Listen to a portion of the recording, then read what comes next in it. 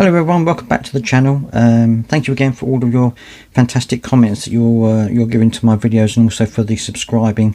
That is also fantastic as well. I've got over 1,200 subscribers now, which is absolutely bonkers, so thank you very much for that. Do subscribe if you want to hear more of these updates.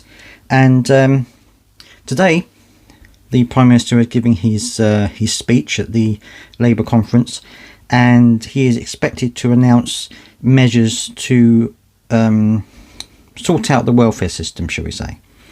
One of the things he's going to do is to deal with fraud. Now, of course, fraud is a huge part of the welfare problem, and I don't mean people claiming things for disabilities that they might not necessarily should be getting or anything like that. This is organised fraud by people who have nothing wrong with them. They use fake accounts and fake details to scam the DWP. Now, of course, that is a good thing, because obviously you don't want that to waste money and stop it going to people who actually need it. The problem is, that I can see anyway, is that whenever they've done a clampdown like this, usually, even though they've said they're going to have measures in place to protect the most vulnerable DWP claimants, there's always a knock-on effect. Somebody always gets caught up in this.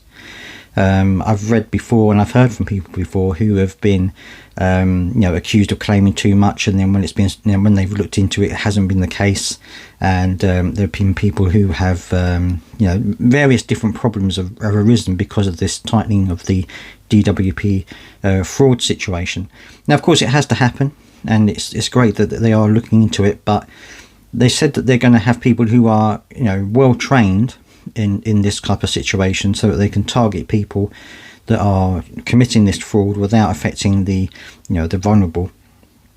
But my concern is that it is going to affect the vulnerable, and it's going to make the situation even worse, because people are already worried. There's an article in the Big Issue which is talking about the number of disabled people with mental health problems who are really scared about the situation, because they are hearing that these reforms are coming.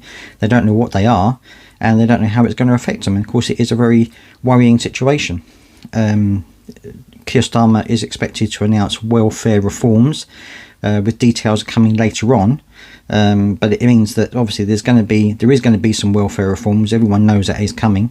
It's just what it entails is going to be the biggest problem. He says he's determined to crack down on long-term sickness and get people back into work, which is is one of those phrases that when you hear that as someone who has dealt with the DWP before, when you hear the government say that we're going to tackle long-term sickness and get people back into work, everyone thinks, well, this is fantastic, it's going to help boost the economy and stuff like that. But what actually happens in reality, and most of the time, is that they then start to target people and make them reassess and go after people who do have genuine reasons why they can't work, but they try and force them into work, even though they know that actually it's not going to happen. And eventually, after a very long drawn out process, maybe even going to appeal, they eventually get what the decision they should be getting, which is they can't work.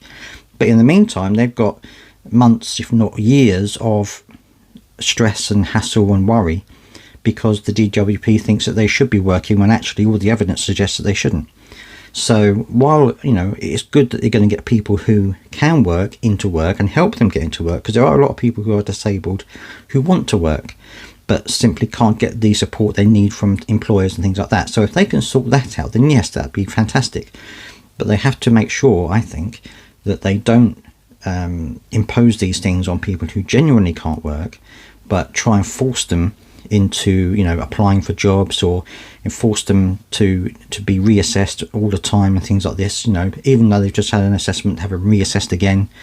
That will just cause a lot of issue and heartache for people. So I'm hoping they don't go down that route, but we'll have to wait and see what the actual details are of it later on. But let me know down in the comment section what you think about this, how you feel.